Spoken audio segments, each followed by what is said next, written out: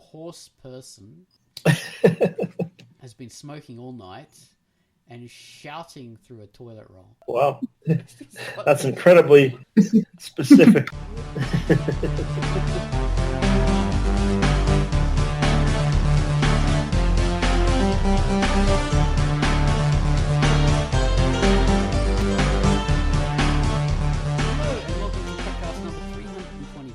I'm Ozone Ocean, and we have Tanserine. Hello, Tanserine. Hello there. And we have Baines. Hello, Baines. Oh, hello. Oh, I didn't give you guys, what would you call it? Sobriquet. Is that how you say it? I didn't give you titles this week for some reason. Oh, that's right. Or euphemisms or... anything like that. For some reason, I didn't go in for the introduction. Maybe our relationship has moved on from that, I suppose. Yes, we've moved on. We have gone deeper and further. Evolution. Exactly. So, but this time we're going to be talking about line work. You know, line. That's a fundamental part of any comic. I mean, not any comic. There's a lot of comics that don't use line, but a lot of us, most of us, all us three here at the moment, we use a lot of line work. Line work is a primary part of our comics. I mean, not for Bravo with his photo comics or Scream with his vector art. There's no line work there. That's all like just shapes. But most of us, it is line work. So that's what we shall chat about. Okay, but first, before we get into that, we have the featured comic for the week. So here you go with the featured comic. Drunk Duck Weekly Feature. Hello, I'm Ozone Ocean, and this week's feature was Monster Corp. Monsters are part of everyday life here. Monsters are ordinary people. You can even have little monster pets. But there are also dangerous, gigantic, monster-type monsters. A special government military squad deals with these if the vigilantes don't get there first. This is an exciting action comic. The art is beautiful, professional, and painterly. Limited colour and 100% digital. The story is fast-paced and compelling, as you'd expect from an action comic. This comic is only starting out, so you'll be able to read through it in minutes, basically, and be hungering for more. Yes, I very much like the look of this comic. It's set in the UK, I believe, which is unusual because not many comics are set there. They're usually set in Japan or mainly America, I think. But yes, in Britain, it's been a while since we've had one of those, and it's a fun little comic. And yes, entirely enjoyable. Oh, and it's by Dream Whips, and rated E for everyone. So good family viewing there. And Dream Whips, you did great work. Congratulations on your feature. So, read it. And that was the featured comic. Thank you for the feature. Okay, so next up we have the featured music, which is called, oh my god, I don't know how to pronounce this. I would say the Wallachian Library, or Library, the Wallachian Library, but it could be the Wallachian Library. I don't know. How would you guys pronounce that word? Wallachian Library is how I would pronounce it. Library. You would say Wallachian. I would need to see it written, so I'll pass. I'll copy and paste it for you, so you can see it on the pasty notey area. Wallachian, I would say. You would say Wallachian. Extremely flat. Yeah. Right. So my first attempt was the correct one. So this is the Wallachian Library, which is an cool comic. Yeah, it's really cool looking. It's by a person called the Heretic Locomotive. It's an interesting name. And let's see, how would I describe this music? It's a dark, black, futuristic sound, neon glows, pulses of energy, and ideas, vectors and virtual circuits. So, take it away, Mr. Gumwallace.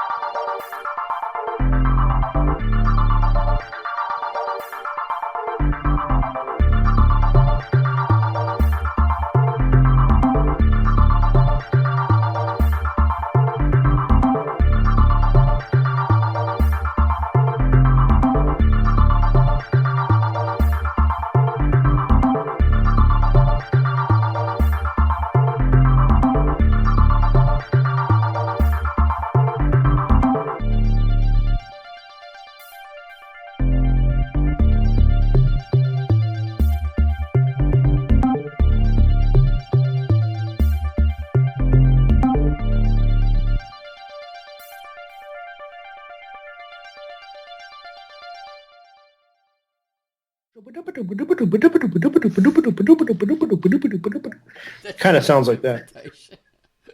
Yeah.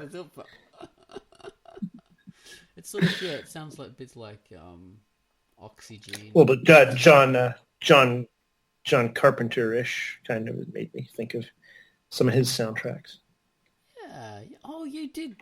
Did you hear it? I emailed it. Oh. No, I'm just making that up. Yes, I heard it, of course. Yeah, I listened. Yeah. Yeah, it's pretty funky. Yeah, very nice, yeah. Sound to it. Very 80s. And that was our music. Thank you very much for that, Gumwallace. The Wallachian Library. Sounds Wallachian. Sounds a bit vampiric, doesn't it? At least to me, anyway. Ah, yes, it does. Vampiric. So there we are. So for our topic, line work, lines. The importance. Lines everywhere, lines. Sing us White Lines by Grandmaster Flash. Nothing but white lines. White Lines. I can't even remember that song. Okay. Yeah, lines. White lines. There's a lot of different line techniques people use. A lot of different lines. You know, you can go any direction with the way you use lines. But some famous ones are, of course, the Ling Clair technique by Hergé. I don't know why it's named after him, but maybe he popularized because Hergé, famous Belgian artist writer, or Tintin, or however they call it in different countries.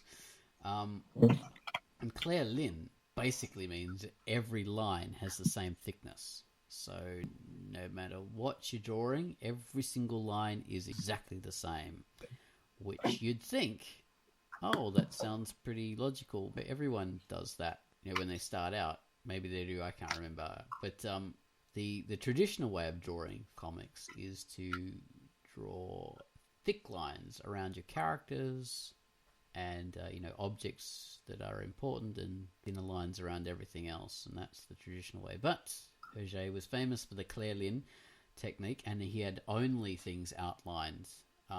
He didn't have like line work shading. I think it was just pure outlines, and the colors did the whole fill. So his work has a very specific look. So that's that. It's like a blueprint. What kind of line work do you guys mainly use on your work? The Clair Lin? Are you students of Hergé? I clear a line or whatever, because of course, in order to do that, you need to have not only very higher skill than what I do have right now, let alone when I started, and also a lot of patience to put in every single detail that there would be if you actually made the blueprint. At least that's how Hergé did it. But I did use, at least initially, now not so much, I did use the same thickness line when I was making my line work for the longest time. Like I tapered it off, of course, but it was basically the same thickness everywhere, and that was very purposeful. Yeah. That's what I was using. And the reason I did that is because I generally had very messy sketching habits. So I really wanted to clean up the work and make it look as finished as possible. And the only way that worked for me was to make sure that every single line was inked in the exact same thickness. And then I used the color to make the different values, let's say. Okay, so you were just naturally, instinctively channeling Hergé the whole way. Wow. I have always been one of his greatest fans, at least I feel that way. So really? Yeah. I even I have the entire collection of Tintin books, and I have quite a few of all his other ones. Oh my god! And I really like the way that he sketched. He made it look easy, although it was not.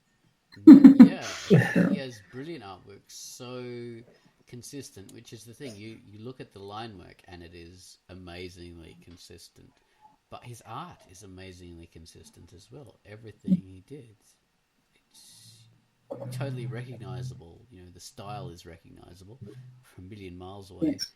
And the characters as well. You always know Tintin and, you know, Snowy and, you know, the Captain Haddock. Captain Haddock, all that Thompson twins. That's a band. With and without the P. Yes. Yeah. Thompson and Thompson. Thompson and Thompson. So he is an absolute master. And I think looking at my pages, I've mostly always done the same line thickness as well. Not in homage or homage to Hergé. It's just because that is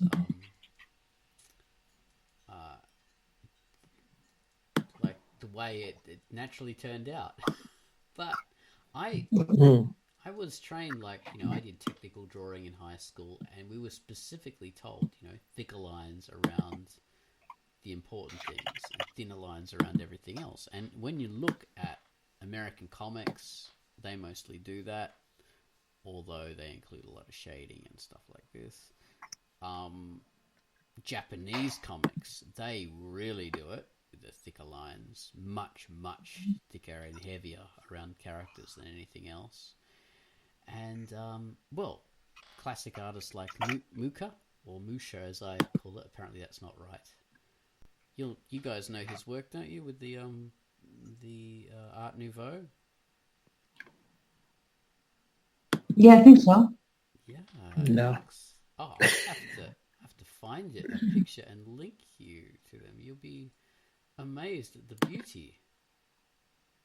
I think I know what you have linked us before. I think to that one. So I know because I love it so much. Mm-hmm. Every time I see his pictures, I think, now this is what I want to do. I want to do some Musha painting, but I I can never do it. Come on, bloody hell! My browser is quitting itself. Buggy you, browser! Someone jump in and talk about lines.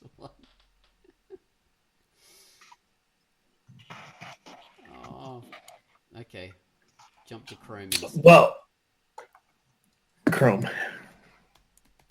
Oh yes, Chrome. I was a big fan of that artist also. No, I don't know. Okay, here we are. Look and be amazed at the art of Musha. And I'll link that in the Quackcast so people can admire it. Okay, stop script. If you can see that work. Yes. Yeah. That is amazing. I would. Yeah, it is. I've seen some originals of it too. The posters. Oh yeah, man, amazing. And it's just looks as good. Definitely gives a more realistic. I mean, when you're that talented, obviously, and when you're that level of ability, that's part of it too. But the thin lines do tend to give maybe a more realistic feel. It does. Would you say so?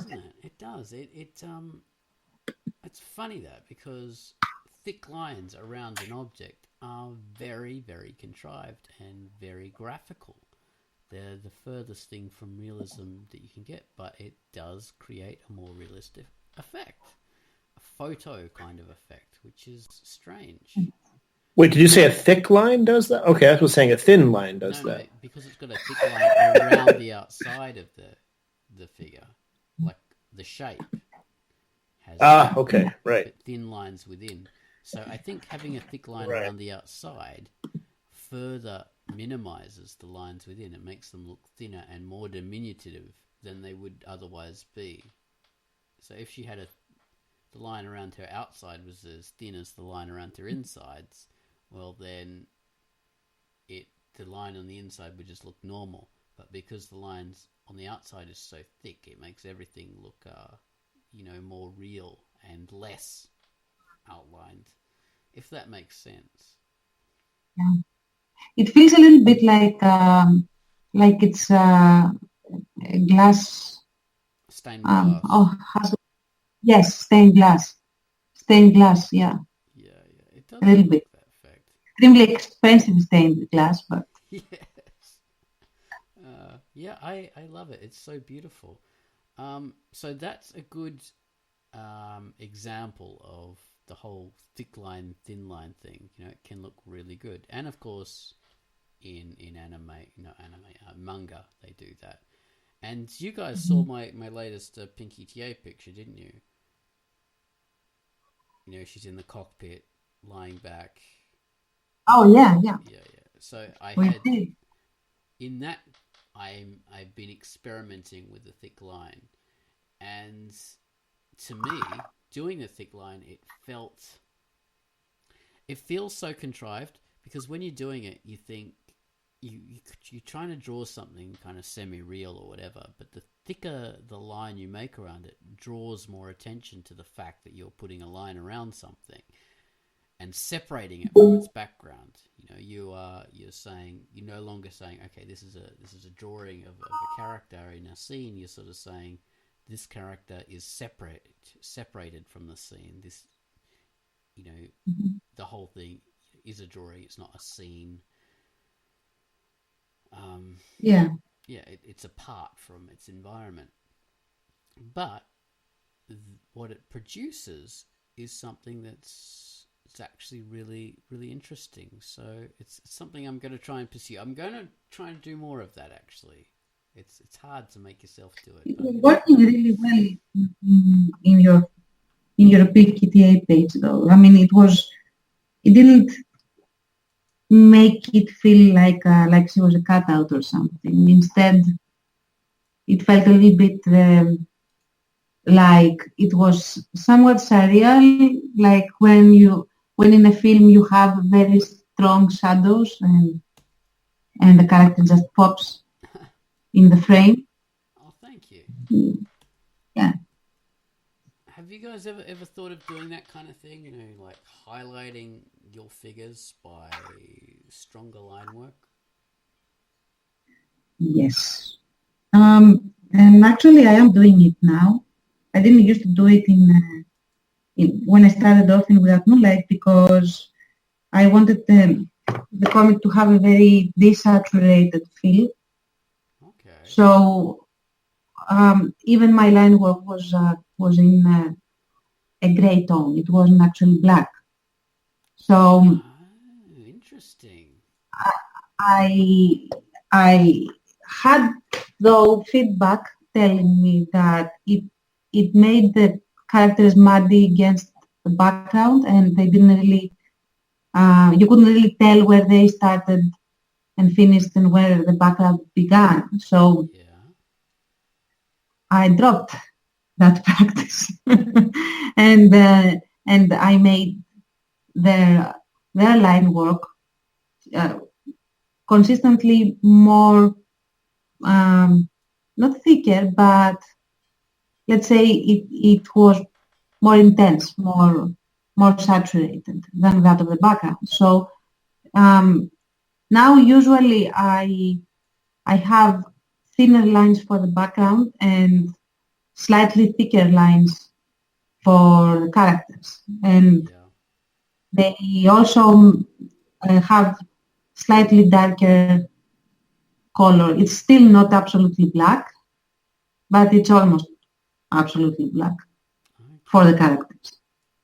So, and that actually works better. Yeah. That's interesting that you don't go for full black for your characters, and that's the same with me actually. Those lines around Pinky were not black; they were just really dark grey. Do you do with your top layers? Do you make them with my what? Like the line work layer. So say, do you do like Oh, the layers. Yeah. Yeah.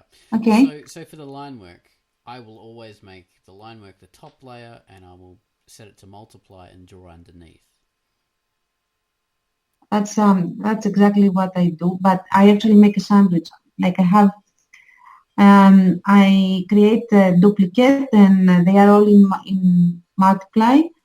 The color layers are in between two layers of the line art, and when I'm done, I usually create at least a couple more layers, copy layers of the line work on top, and they're all set in multiply in the end. So, okay.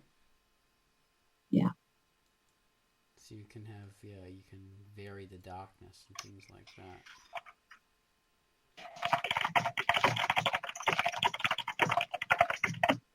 Yeah, that's how I always work, because I like the fact that the underneath layers will sort of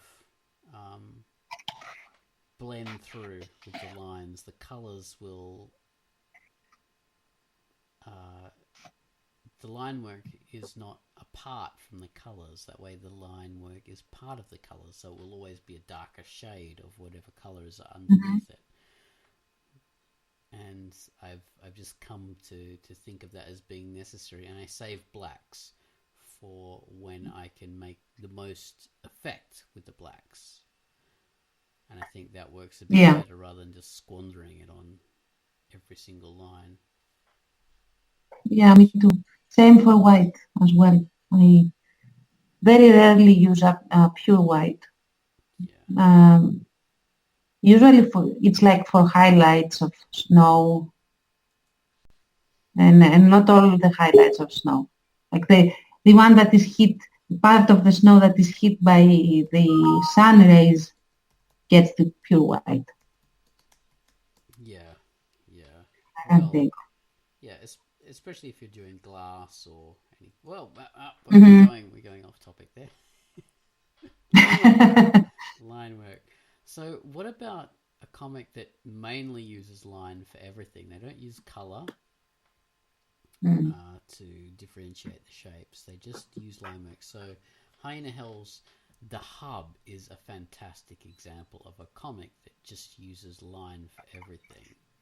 I'll see if I can pull up an example of The Hub. Everyone's on the same page, literally. Well, it can't be literally, can it? Because then we would be on a page. Well, virtually, I suppose. Whatever. Here we are. So we will all be on the same page, colloquially.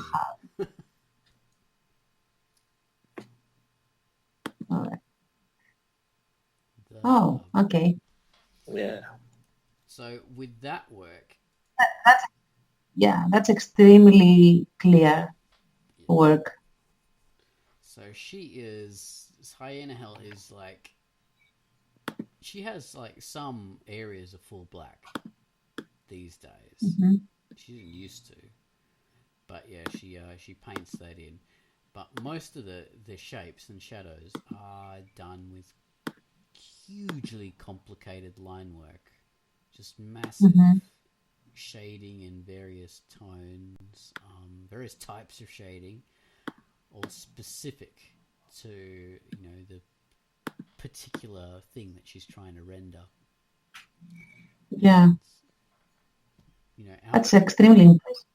Yeah, outlines aren't that thick. And this is, well, she comes from a printmaking background, so she's, you know, using the same techniques as people like Dürer, I think. You guys would know Dürer's work, would you? He was very well known for the knight and the dragon. He's got this, and he's very famous for like anatomical sketches of rabbits and things like that. Let's see if I can bring you an example for Dürer. Okay.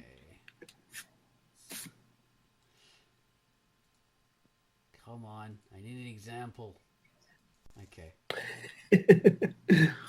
Here's an example of the famous Dürer.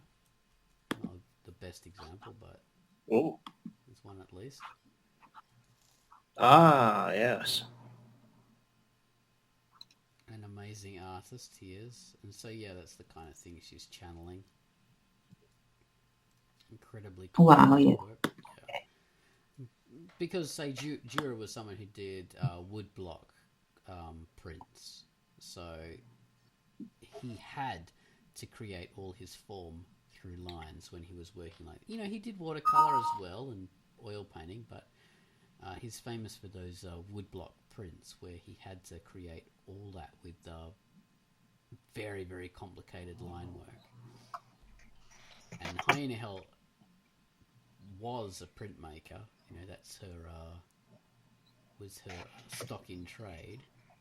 And, yeah, she mastered that and learned a few techniques. So, the Death and the Knight and the Devil. That's the most famous one by Dürer.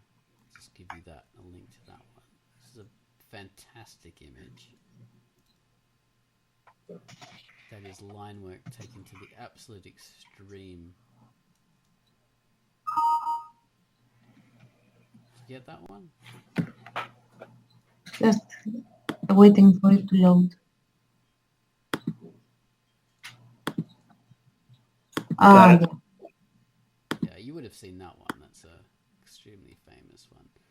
I've seen original prints of that too, and it's tiny.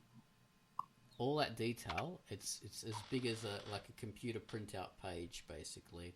It's not much bigger than that. It's so small. You look at that picture and you think, oh, that must be the size of a traditional painting, a big painting, but it's not. It is a tiny little page.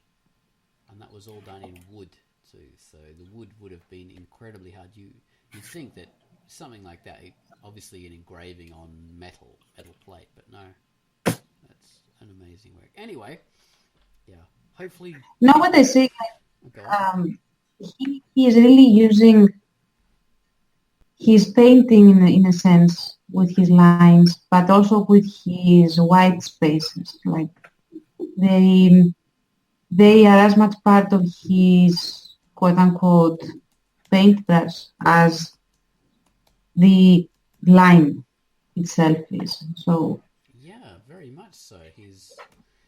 Which is how do you call that style of doing works? Like reductive, I think. So he has to do all the highlights are what's left. So you create all the shading and everything like that with your active technique, your drawing, your cutting, your line work, and you have to leave those last bits clear, which is an interesting way of working. It can be very challenging as an artist drawing. You know, as a printmaker, you can cheat a bit. You can like rub off and smooth off a few areas, but when you're drawing, my God, it's way more difficult. But yeah, totally incredible work, incredible Dürer. So there aren't many comic artists who do that. It's not a good idea for a comic artist to do that, as Hayden has discovered. You have to have an extreme level of dedication and madness to complete a page of line work, because it takes bloody forever. There's a good reason why we use colour rather than that kind of old-fashioned style line work, because it takes forever. So yeah, it's a good. Who was that artist who did the artist who created Lena Hyena? Do you guys know what I'm talking about? So Lena Hyena was created. Yeah, it was created like decades and decades ago for the comic strip Little Abner. There was a contest to draw the ugliest woman ever. So this guy Basil Wolverton became famous for winning that contest and went on to draw these sort of scary looking people and stuff like that. But his line work was he would draw every strand of hair like a spaghetti strand, and he apparently was so dedicated and took way more time than would have been necessary to draw these not portraits, but draw these pictures. She was in Who Framed Roger Rabbit, apparently. Yes, a very simplified version was in Who Framed Roger Rabbit. Yeah. Oh, right. I didn't realize I had that history for the character. Interesting. Disgusting. Yeah. Disgusting too. Yes, exactly. That's a good example of using line over and over and over to create that deliberate effect of ugliness, because the more lines that you have in a character's face, the older and more ugly they get. It's very hard. That's true. To use line work to make a good-looking character, because for some reason it just works that way. It's so bloody hard to add lines to a character's face. Like even the lines on each side of the mouth or under the eyes, it's aging. You age them exponentially. I hate it. You hate it? We talked about this a while ago. Tance, you do often put the lines on the side of the mouth and lines in faces, and you don't run afoul too much of the whole thing with aging too much. Your characters don't look all. Oh yeah. Old or no. That's because I don't complete the line on the face. I put a hint usually, unless I want to show tiredness or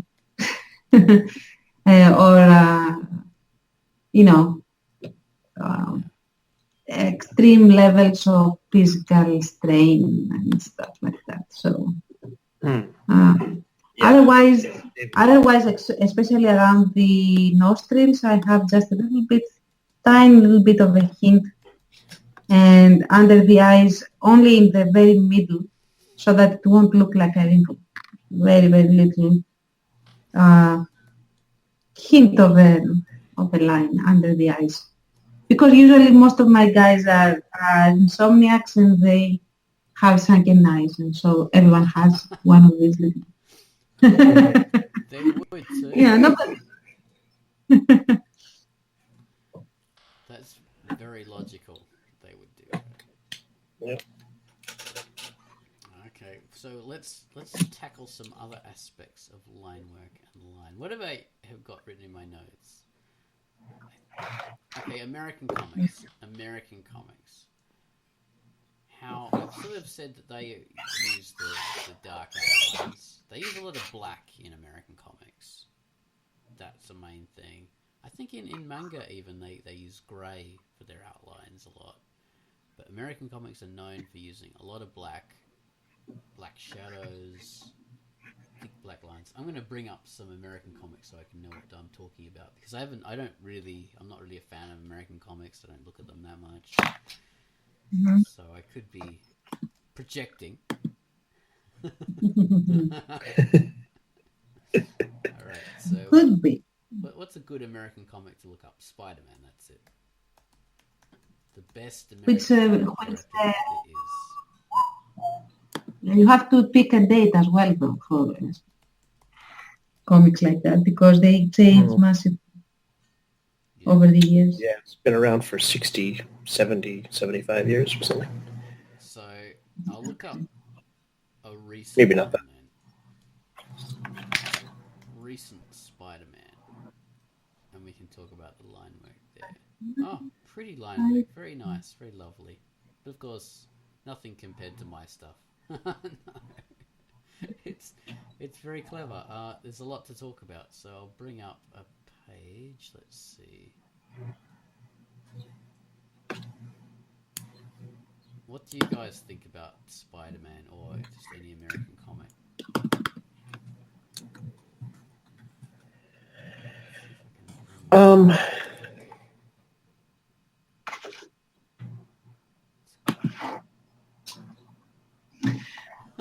They are actually they often are either very undertoned or very, at least to my eyes, or they are bordering on caricatures a little bit on the extreme bendiness of the bodies, or how everyone is super buff, like they have pumped a gazillion tons of iron forever. And but what about the line work specifically strikes you? Line work. To me, a clever thing that the Americans do with the line work in the comics. I mean, American style comics, because a lot of the world uses this stuff. Is that they'll often fade out some of the line work, so it's not all the full tone of black. They'll use the full tone of black for the outlines in the important areas, but then they'll fade out some of the line work on characters, and it gives a more realistic effect. So they're sort of slightly going for the Musha effect, but they do not have the proper, they don't follow the whole Musha idea of having, only strong outlines around the outside of the character. Strong outlines will be... Which one are you looking at? I'll show you this link, which is, I think it's quite representative of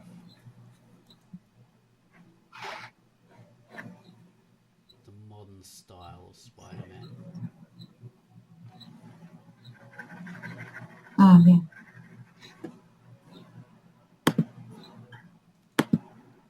So what you've got there is the thick-lined parts of the character are also overlapping parts of the character.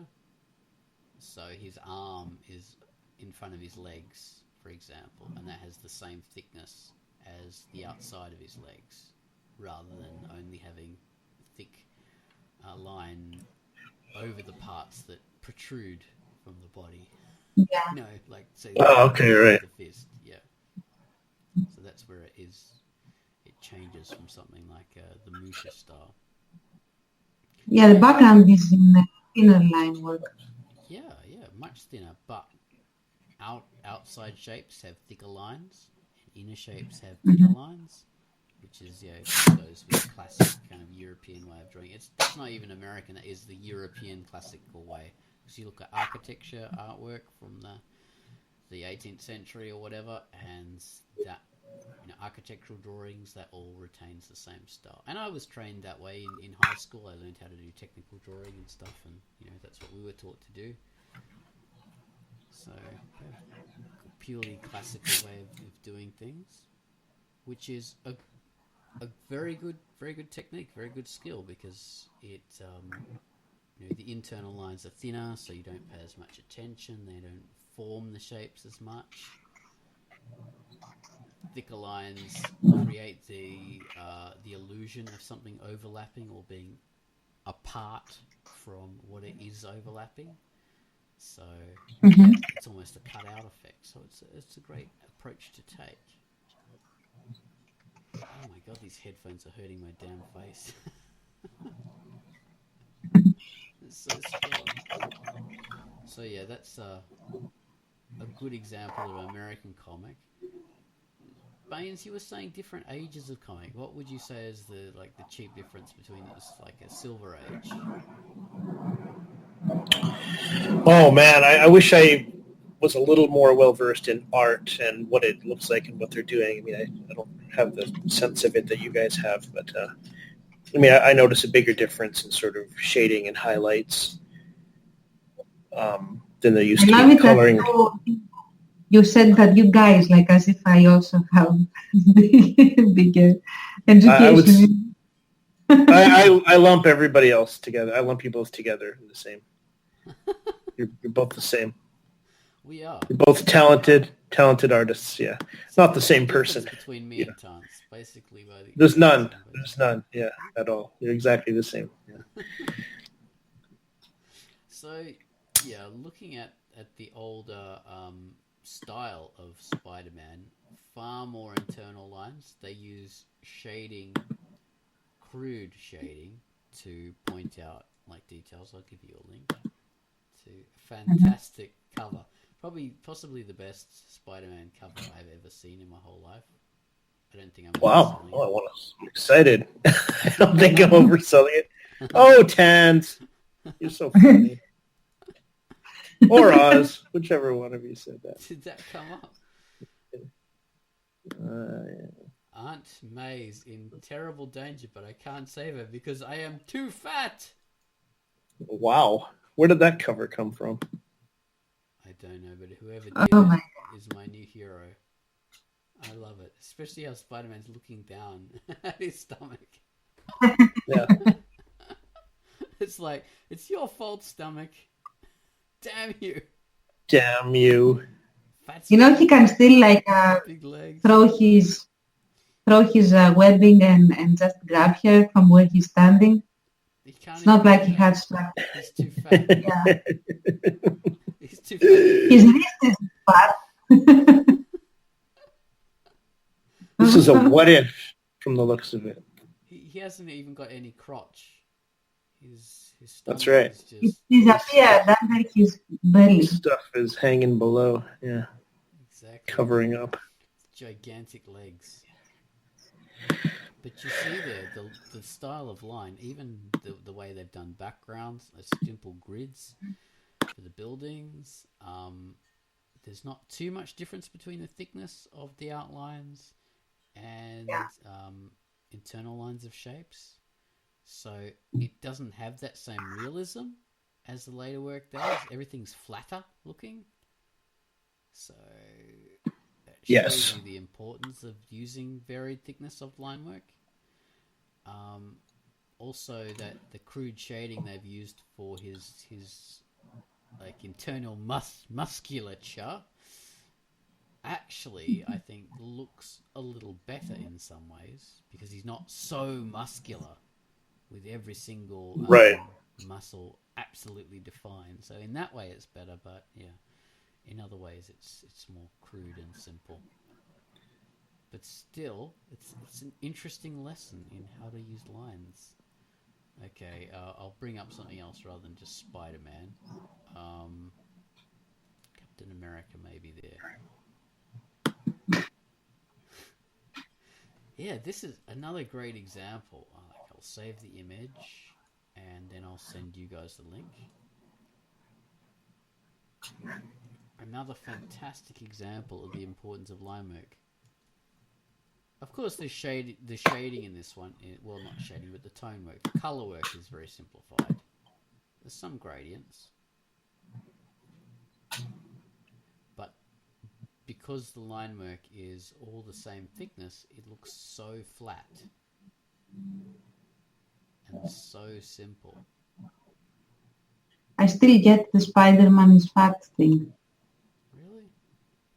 You're hung up on that. I got the Captain America thing. These are crazy covers. Captain America, stop! It's impossible for you to eat your shield. If I don't, Bucky, I'll die. Oh God! Now that's how to do a cover. They don't know these days, do they? They've got exciting imagery of people fighting and stuff like that. Now all you need is a great big fat guy being depressed about not being able to rescue Aunt May, or Captain America trying to eat his eatable shield. That's what you need to have. Jeez. Precisely. So the line work there, that's a great example of really simplified line work that lets down the artwork in a lot of ways, isn't it? That's not a good drawing, really. Right. This is the kind of artwork that you would do as a beginner comic artist, really. I mean, I don't mean to be mean to the art, like denigrate the artist. Even if that is a real cover. Maybe it's not. Maybe someone just did it. Judging from what the website says, it's not. This is a what if. Like, what if Marvel Comics was doing the kind of sort of crazy Silver Age stuff that DC was doing in their Silver Age period. So these are terrible examples. So these are drawn in that style, but yeah, these are sort of spoof or kind of, real fun things. Well, I better pick a real example. So we're talking about something real instead of just denigrating the art of Captain America that no artist ever did. That never was. Yeah. Exactly. Jesus, what kind of that Frank Drebin is a horrible police officer. That's what Ozone Ocean just said. Anybody? How old is that reference? Never mind. Forget it. Okay, here's a real Spider-Man that we can laugh at. Instead of criticizing stuff that they never did. Take your wife? That's a horrible thing to say. I don't know. I'm trying to figure out. So this example of a Spider-Man cover isn't bad at all. This is a simplified style. You know, he's this sort of, well, this is a cover, not a comic page. So it's not quite the same thing, is it? Well, yeah, but it is indicative of the art style anyway. So maybe even a little bit more polished. Yeah, it's more polished. So we've got shadows, solid black shadows, which is quite effective. I mean, that's pretty crude to do a solid black shadow, but it is effective. It really is bold and striking. Other aspects are in solid color. They're not solid black, and they work very well. Lots of internal line work, whereas the newer art doesn't really have any internal line work to do, to highlight musculature and stuff. Well, it does, but in a very simplified form. So, there is a difference in the style anyway. But again, this looks quite flat in the way it's done, compared to the more modern kind of stuff, which has a much more three-dimensional appearance. Yeah. So that is mainly the chief difference. All right, let's bring up some manga. Manga! I'll try not to link you guys to hentai. Try not to.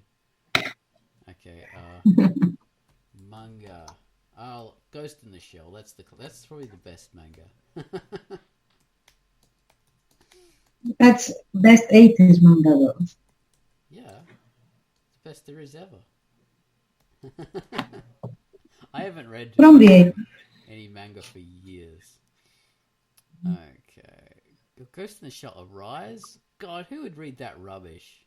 That's not Ghost in the Shell. It's Ghost in the Hell.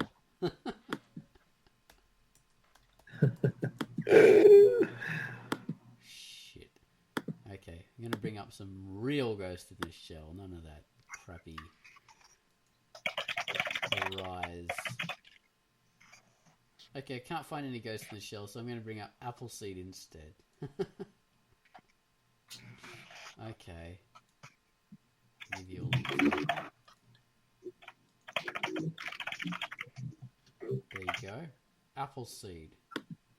Look at that incredible line work.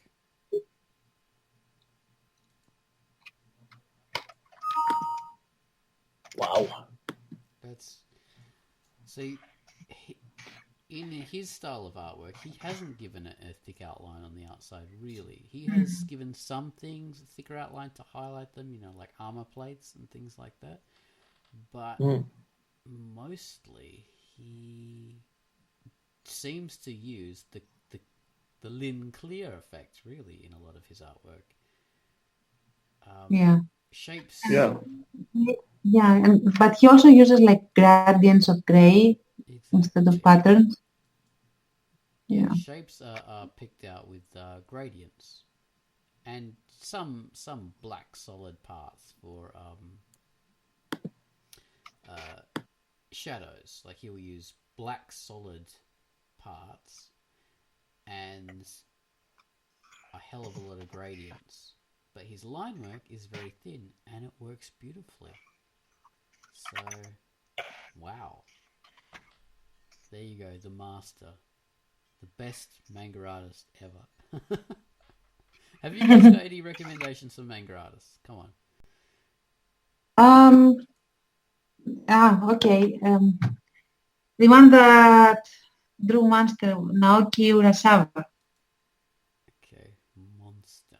If I pronounced that well. I'll bring that up. I think that's the manga because I will never be able to spell that name.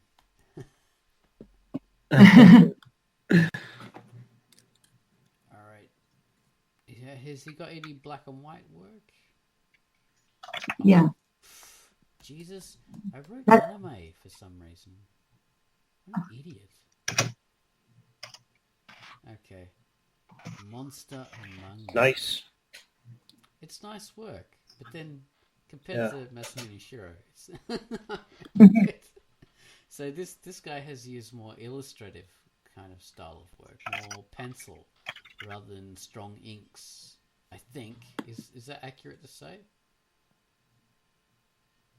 I'm not sure, to be honest. Half of that got lost in transmission. Well, the Monster style of drawing is now it's showing me Astro Boy. Why? Monster style of drawing is more like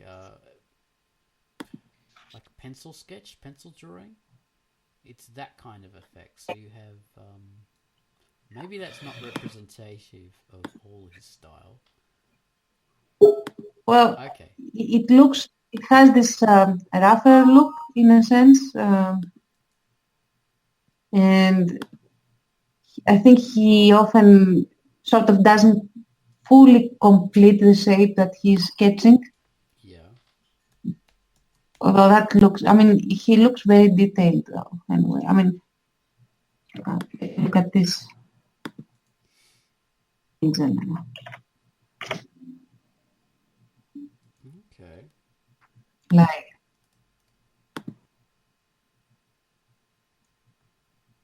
okay. Is that a specific image or? Yes, 1 second. I didn't copy it properly. There you go.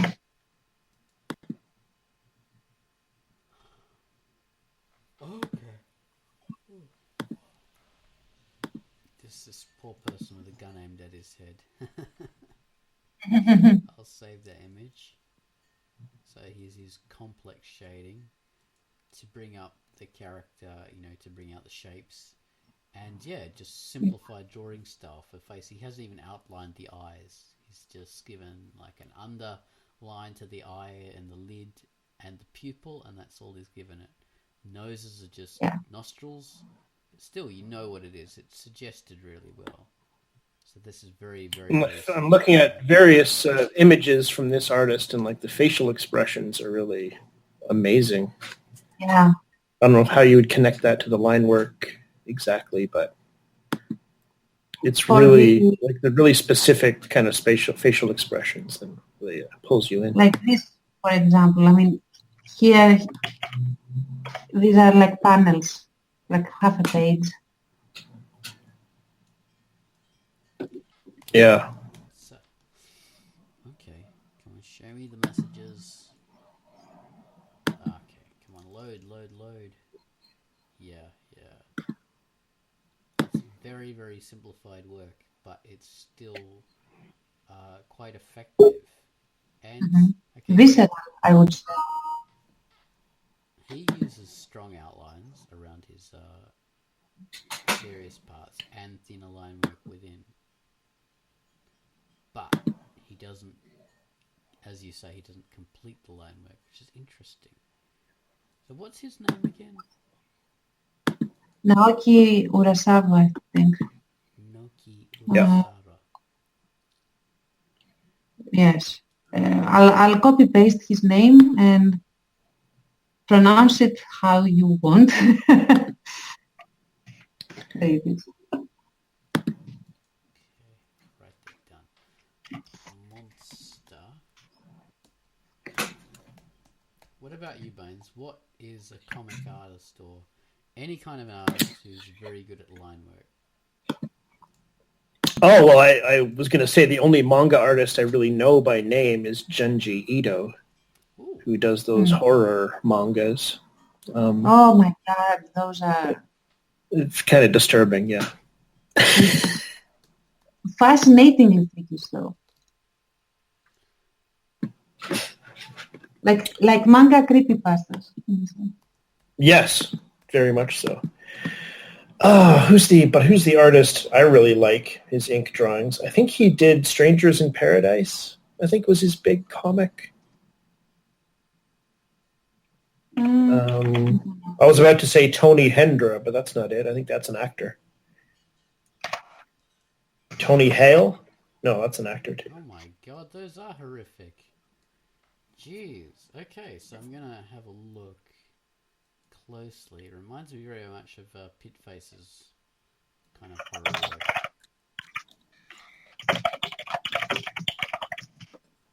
This guy got all his stuff from Pit Face. I think so. I think Pit should sue him. Yeah. Okay, Ito. Fantastic. Okay, so this is what I'm looking at right now. And I also want, like, of course, how could I not? All right, thank you for that.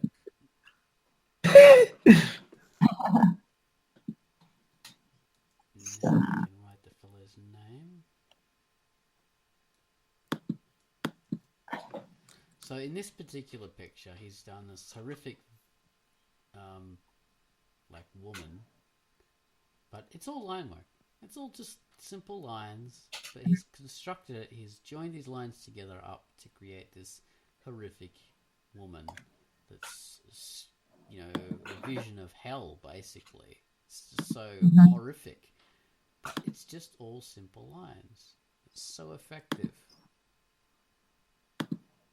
It's so amazingly effective. And of course, I need to also show you this one. Nobuhiro Watsuki. He also made Full Metal Alchemist, which I don't actually like very much, but I was, and I guess will always be a fan of Kenshin. So there you go here. The manga is much better than the anime. Like Full Metal Alchemist? Cannot. No. Kenshin, Rurouni Kenshin. I haven't actually followed. I tried, but I did nothing for me. So the Full Metal Alchemist. So back to Kenshin it is. So there you go. Okay, so Kenshin.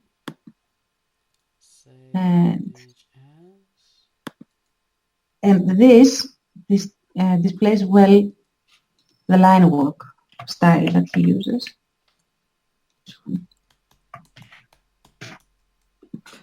Very, very clear, but also, again, it's bordering a little bit on the abstract when it comes to characters, whereas the backgrounds are extremely detailed. So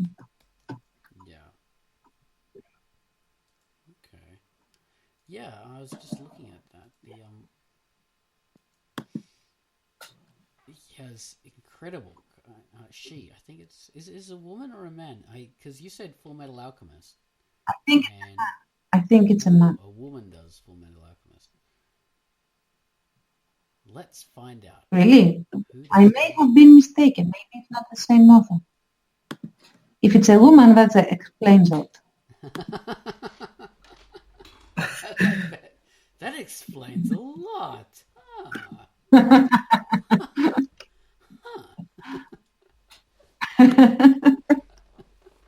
Well, it does. Okay. Well, yeah, I know a woman did, Full Metal Alchemist, but I don't know about Kenshin. Maybe not. It's possible. It's a very cute character. I love his hairstyle. But yeah, amazingly complicated line work. Very impressive work. I think I'm gonna try and put all these images on the Quackcast news post page so people can have a look at it. Well, at least links to the damn things. I don't know. So yeah, they'll appear somewhere. Because this Quackcast will be very boring. It's just us talking about it and no one knows.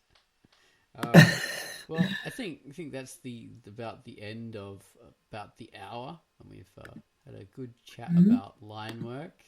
I should have prepared more. This is a more tricky subject to talk about than I bloody thought. So lines. It's Yeah. Go on. More trickier than it is line work always. It's tricky to talk about, at least. Anyway, it's easy to show. If you had a classroom of people, it's easy. But to talk about, my God, it's really difficult to conceptualize thick and thin, overlapping, outlines and internal shading. No one knows what you're talking about. So hopefully we'll have some pictures linked so people can understand and this isn't just a total washout. So there we are. Lines. Do lines. Do lines. Maybe the Quackcast will be interesting. Lines. Do them well. Yes.